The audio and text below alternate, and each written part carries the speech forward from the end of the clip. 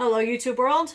I'm doing a quick on the spot tasting. A friend of mine brought over some samples, and so I have one whiskey, which is a Makers RC6. That's one of their newer releases that they came out with. Makers is actually a really good whiskey. It's one of my favorites. It's extremely smooth. Put it on ice. It's one of the best whiskeys I've actually had. And then I've got some scotches as well to try. Some of them are peated and some of them are the floral scotches. So it depends on your taste, on what you like. I'm more of a floral scotch person myself personally. I love like Oban 14 year. Mortlach is also a really good scotch as well. So we're going to try a few of these. This is the Makers RC6. Smells really good. It smells like caramel and vanilla.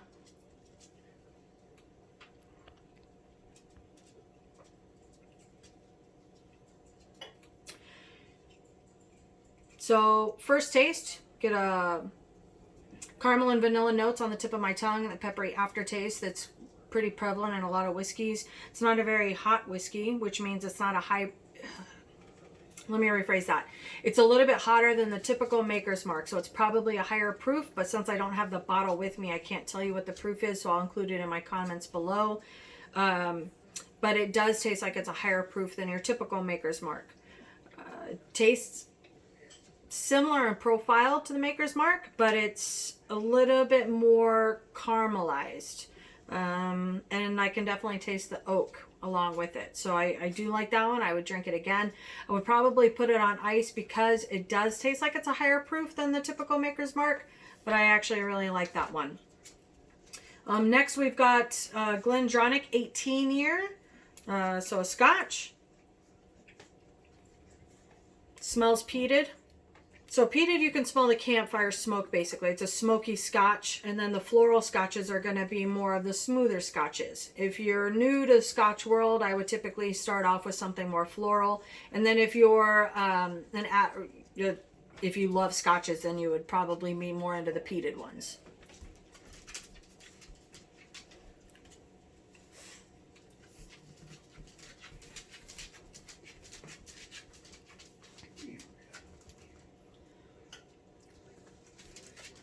So first drink, you definitely taste the smokiness. But unlike some of the smoky scotches that I've drank in the past, there are definitely some caramel hints to it, which I really enjoy. It burns on the back of the tongue. So I would probably gauge it as being more like close to 100 proof because of that.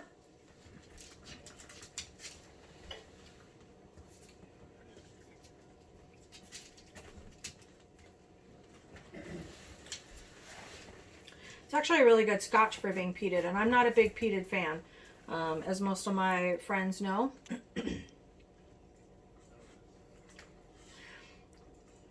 But you can taste the oakiness on the back end, which gives it a sweeter flavor once it goes down. So initial view of it is it's smoky. So if you like campfire, you want to lick a log of wood, that's exactly what it tastes like when you drink peated.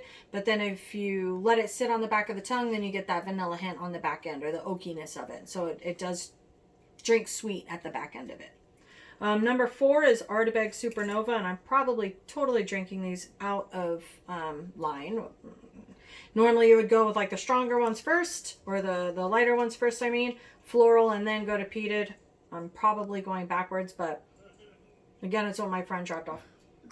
Okay, this one smells very, very peated. So I'm going to wait on that one. Let's see what's number 7, Arbeg Drum. Also super peated. And you can smell them, of course, when you open a bottle of whiskey. No, that one smells pretty smoky too. So we'll go light to dark. How about that? So number 7, Arbeg Drum.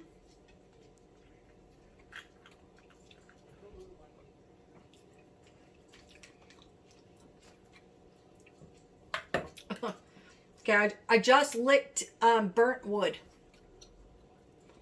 That's what that tastes like. That's a campfire. It's the best way to phrase that one. It tastes like campfire.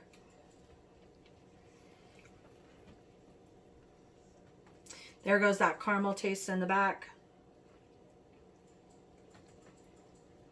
And then the oakiness.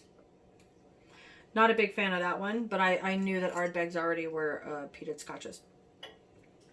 Oh, sorry. This one is number 4, the Supernova. Arbeg Supernova 2019 release.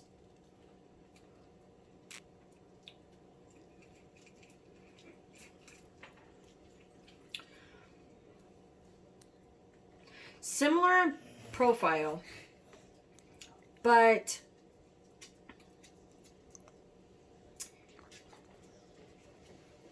has like a peppery taste to it. So you get the smokiness with the beginning of it, then it turns to pepper.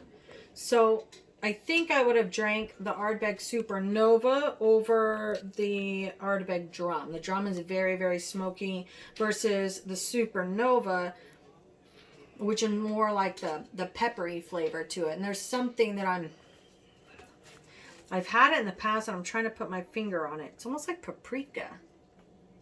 Kind of tastes like paprika on the back end. That's kind of odd, I know, sorry. And then Arbeg Dark Cove.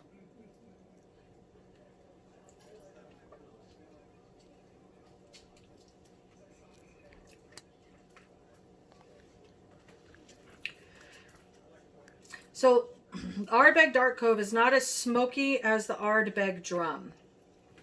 I would actually have gone Drum last, Supernova first, and then the Dark Cove in the middle.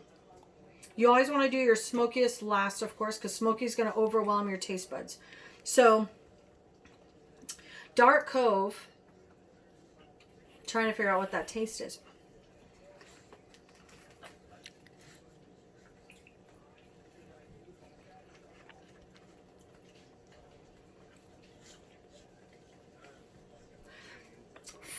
It's almost smoky and floral in between. So I would say it's like a scotch that could be mistaken for both. It's odd to say that, but my lips burn, so I have that peppery flavor on my lips. Tip of the tongue is the pepper. Back end of that is the floral notes. So this one's actually really easy to drink. So Arbeg Dark Cove, I would say, is one of my favorites over the Arbeg. And then the Makers RC6, because I'm more of a whiskey person than a scotch person. Unless you put Oban in front of me or a Mortlock. Both of those are a couple of my favorites, and I could drink those all day. Okay. Well, that's my take on those, folks. If you want to try something that you like your peated scotches, you definitely want to go with the Arbeg Drum. That one is the smokiest of the 3 of those. And then if you're new to the scotches, the Glendronach 18, pretty easy to drink. I'm not sure about the price range on those, so I'll also post those in my comments. Thank you for watching. Don't forget to subscribe to my channel.